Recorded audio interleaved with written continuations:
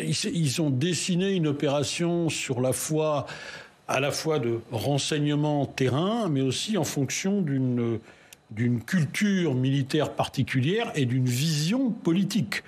Tout ça, ça fait un ensemble qui les amène à penser qu'ils ont affaire à un adversaire qui n'opposera pas beaucoup de résistance, que la force de l'adversaire réside juste dans un petit noyau qui se trouve à la tête de l'État, et qu'en s'emparant de la capitale et en neutralisant ce noyau, tout le reste va s'effondrer, et que par conséquent, on devrait avoir une opération qui, passé quelques combats préliminaires initiaux, devrait plutôt ressembler à une occupation. En gros, ce qu'on peut inférer du début de la guerre, c'est ce schéma de pensée, ce schéma stratégique qui a été appliqué.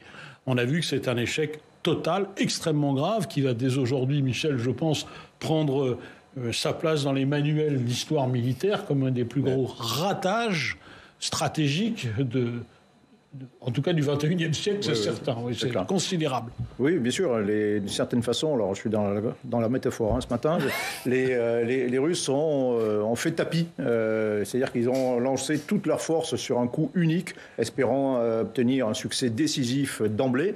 Et puis, alors, ça a réussi partiellement. Ils ont réussi à occuper les provinces de Kherson, Zaporijia en partie.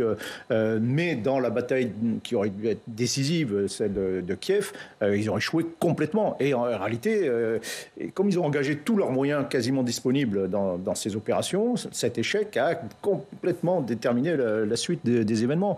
L'échec autour de Kiev, ça a été un désastre pour l'armée russe, dont elle ne s'est pas complètement remise encore.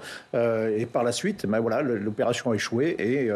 Et dans ce type de guerre, en réalité, guerre industrielle, moderne, soit les opérations sont très courtes, durent quelques semaines, il y a un vainqueur qui s'impose naturellement parce qu'il est plus fort, plus puissant, plus compétent, etc. Et ça se fait en quelques semaines. Et si ce n'est pas le cas, généralement, on bascule dans une guerre qui est au contraire très longue. Alors, on compare souvent à la Première Guerre mondiale, on l'a évoqué, les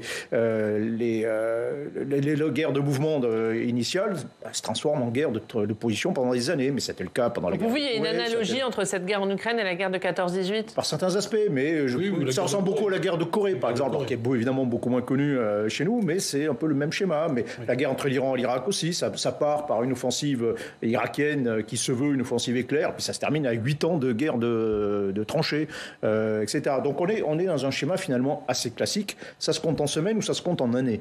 Malheureusement, ça va se compter en années.